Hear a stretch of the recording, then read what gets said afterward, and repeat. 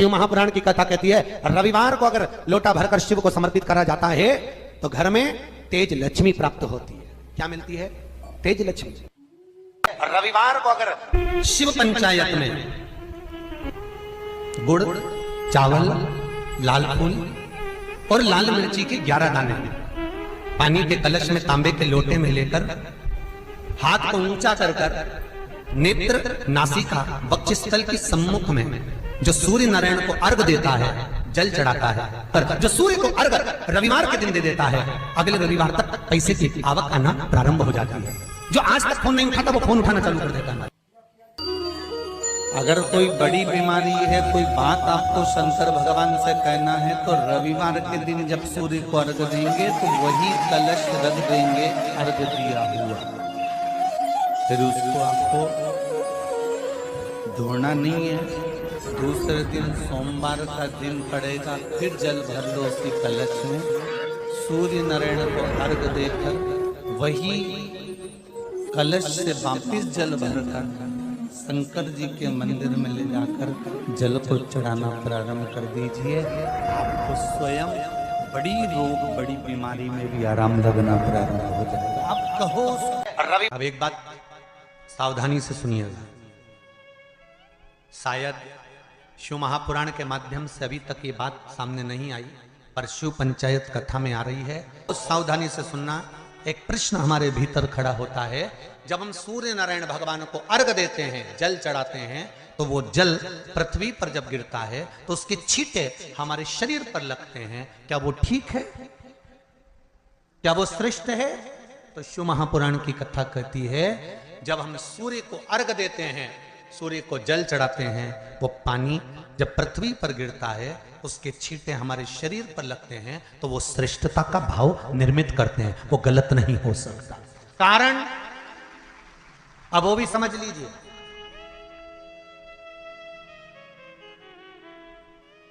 अब सूर्य नारायण भगवान को आप जल चढ़ा रहे हो तो छींटे नहीं लगे, उसके लिए क्या स्टूल पे चढ़ के चढ़ाओगे कि कुर्सी पे चढ़ के चढ़ाओगे? अरे बोलो तो सही। अब कई लोगों के दिमाग में यह बात भरा गई कि हम भगवान को जल चढ़ाते हैं, वो हमारे शरीर में छींटे लगते हैं, जमीन पे से पानी गिरता है, वो हमारे शरीर को छींटे लगते हैं, भगवान को अच्छा नहीं लगता होगा। कौन ने कहा? पहले तो उसको पकड़ के ला। मेरे राम जी महाराज, मेरे भगवान कृष्ण, बड़े बड़े संत, साधु, सन्यासी, तपस्वी, साधक, उपासक जितने भी हुए, जिन्होंने सूर्य की आराधना करी, इन्होंने टेबल पे चढ़कर या कुर्सी पे चढ़कर जल नहीं चढ़ाया। इन्होंने पृथ्वी पर खड़े होकर ही, क्योंकि पृथ्वी तत्व के देव हैं शिव।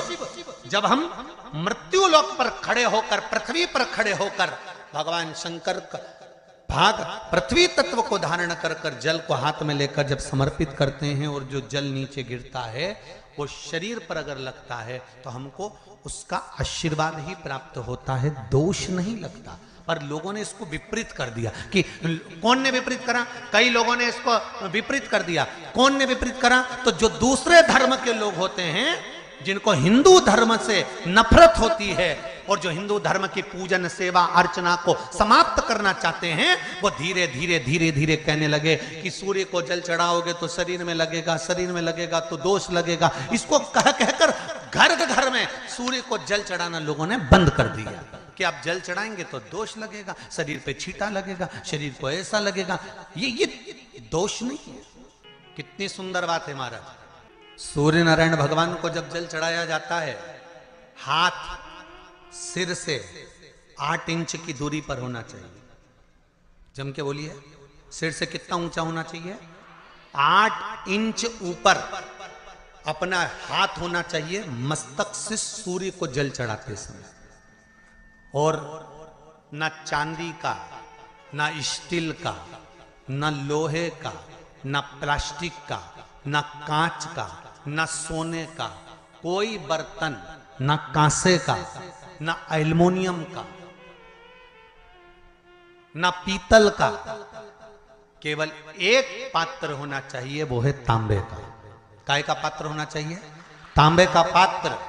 और सूर्य नारायण भगवान को जब 8 इंच ऊपर तुम्हारा हस्त है, और जब हम सूर्य को जल चढ़ा रहे हैं कैसे जल चढ़ाना है वो भी समझ लीजिए।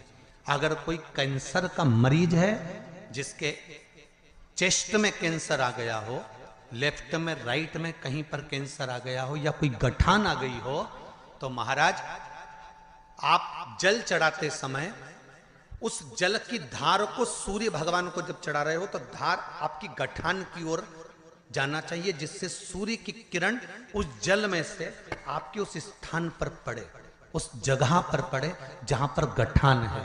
महाराज आप लगातार जल तो चढ़ाना चालू करो, अच्छे अच्छे डॉक्टर फेल हो जाएंगे और कह देंगे गठान ठीक हो गई।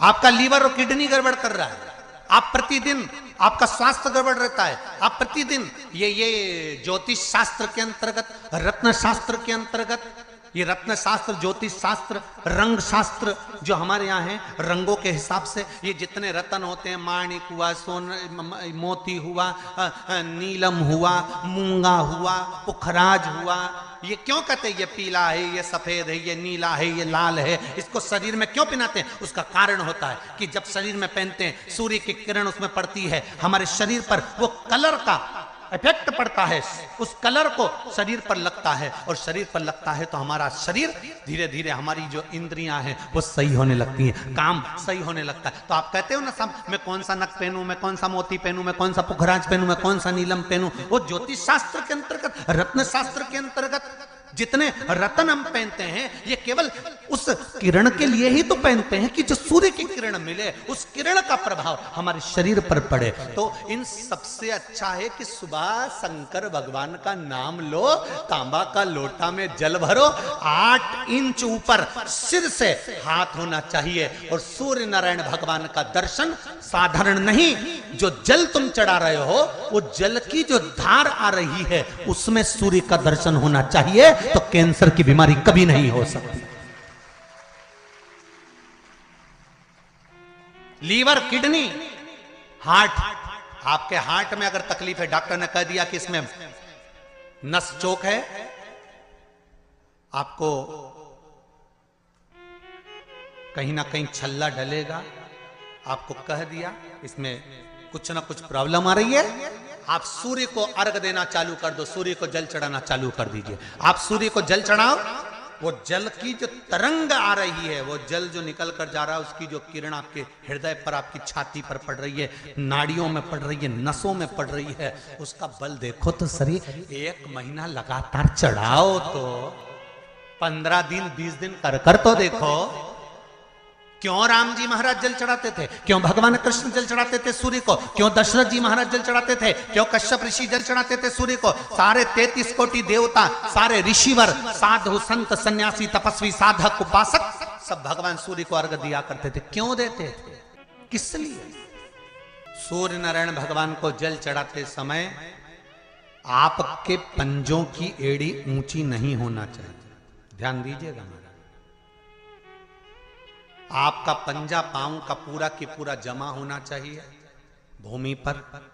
हाथ कितने इंच ऊपर? 8 इंच ऊपर होना चाहिए। जल जो गिरे, सूर्य की किरण, सूर्य का दर्शन उस जल की रोशनी में करना चाहिए। क्या होगा उससे? जिस बच्चे को आंख में चश्मा लगा हो, मोटे से मोटा चश्मा लगा हो, छूट नहीं रहा हो, तो थोड़े दिन उसको सूर्य का अर्घ चढ़वाना चालू कर दो और जल में से सूर्य का दर्शन कराना चालू कर दो। सूर्य का दर्शन जल में से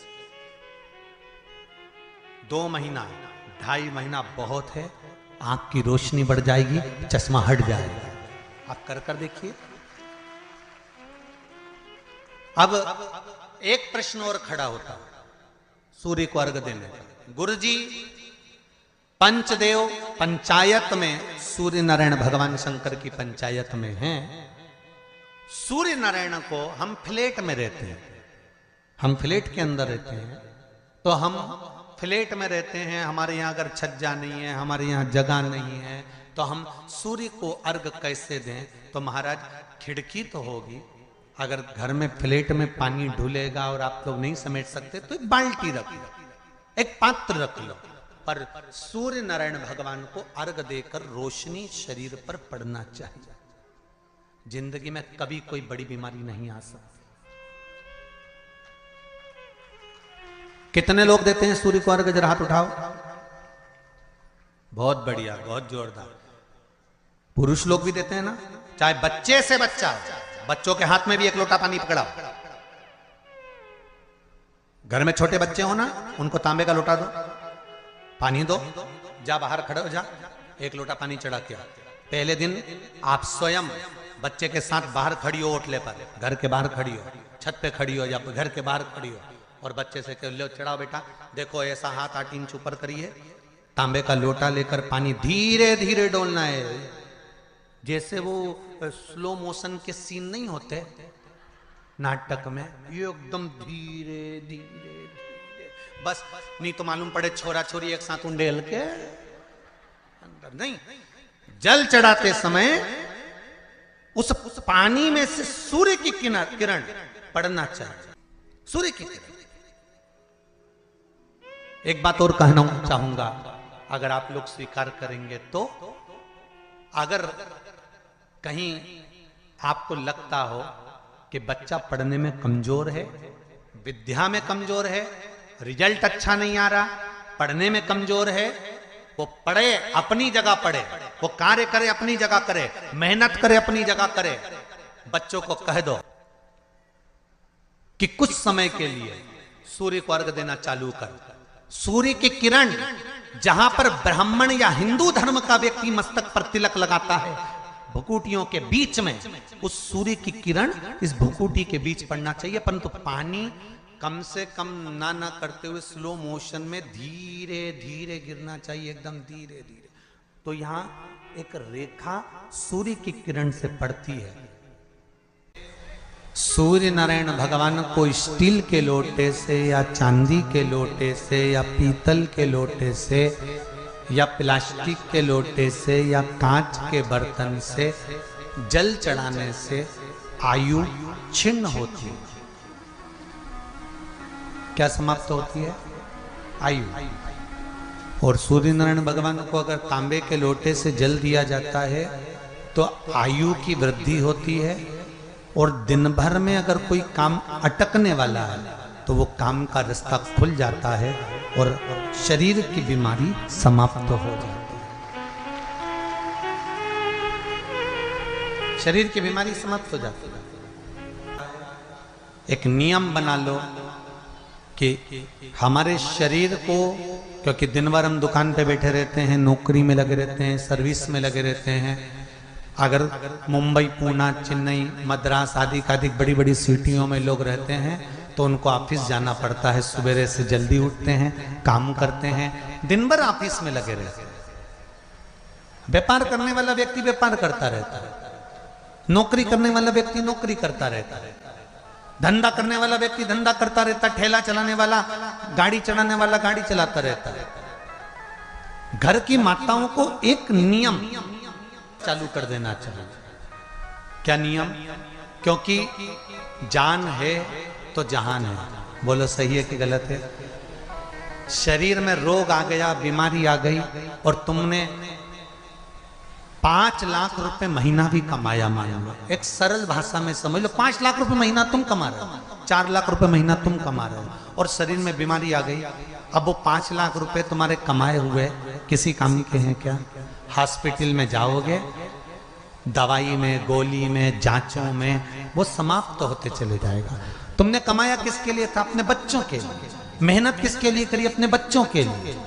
परिश्रम किसके लिए करा? आगे बढ़ने के लिए। और मालूम पड़ा कि तुम बीमार पड़ गए, जितना तुमने कमा कर जोड़ा था वो सब तुम्हारी बीमारी में लग गया। तो ऐसा कमाना कोई फायदे का है क्या? कमाओ, दिल से कमाओ, जितनी तुम्हारी कैपेसिटी है उससे दुगना कमाओ, पर उसके साथ एक काम चालू करो कि तुम अंतिम क्षण तक, जब मौत तुम्हारे दरवाजे पर आए, तुम्हारी उम्र जब पूरी हो, तब तक भी तुम बीमार नहीं पड़ो। उसके लिए एक काम चालू कर दो, हमें तांबे के लोटे में पानी भरना है, सिर से 8 इंच ऊपर रखना है, सूर्य को अर्घ देना है, और जो पानी नीचे गिरेगा उस पानी में से सूर्य का दर्शन करना है। वो पानी जब हमारे शरीर के इस हृदय रेखा के सम्मुख से, इस कपाल रेखा के बीच में से, मध्य से उस पानी की धार जब सूर्य की किरण देगा तो हमारे शरीर में कोई बड़ी बीमारी, ना कैंसर, ना लीवर, ना किडनी, कोई अटैक पटैक आ ही नहीं सकती।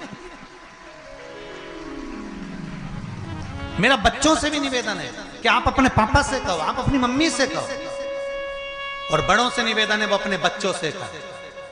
बुजुर्ग माताओं से निवेदन है, अगर आप अपने बच्चों को सुखी देखना चाहती हो, बीमारी में पैसा नहीं लगाना चाहती, आप अपने बच्चों को अंत समय अपनी आंखों से उसको तड़पता हुआ नहीं मरना देखना चाहती, तो सूर्य को अर्घ देना चालू कर दो। क्योंकि सूर्य की किरण जल के साथ जब इस शरीर पर पड़ती है तो शरीर में कोई बीमारी टिक ही नहीं सकती। ये श्रीमद् शिव महापुराण की कथा कह रही है। ये ज्योतिष शास्त्र कहता है, रंग शास्त्र कहता है। हमारे जितने ज्योतिष शास्त्र हैं, रंग शास्त्र हैं, नग बताते हैं, मोती बताते हैं, नीलम बताते हैं, पन्ना बताते हैं, ये सब क्या पहनाते हैं? रंग का क्यों पहनाते हैं? क्योंकि रंग का इफेक्ट इस शरीर पर पड़ता है। कपड़े कौन से कलर के पहन रहा है उसका इफेक्ट इस शरीर पर पड़ता है। उसी तरह 8 इंच ऊपर मस्तिष्क से तुम्हारा हाथ होना चाहिए, तांबे के कलश में जल होना चाहिए, और सूर्य को देखकर उस जल की धार में सूर्य को जल दीजिए। जिंदगी में बीमारी तुमको नहीं घेर सकती, और बीमार हो भी गए हो तो 15-20 दिन करके देखने में कुछ नहीं जाता। बाद में मत करना, श्योर वाला हमारा झूठ बोल रहा होगा, उसमें क्या दिक्कत कह रहे हैं? क्यों बोल रहे हैं इतने? उसका एक कारण है, आज के समय में लोग 80 साल और 90 साल के होकर नहीं जा रहे भाई। आज के समय में लोग अटैक आता है, बीमारी आती है, कैंसर हो गया, शुगर हो गया।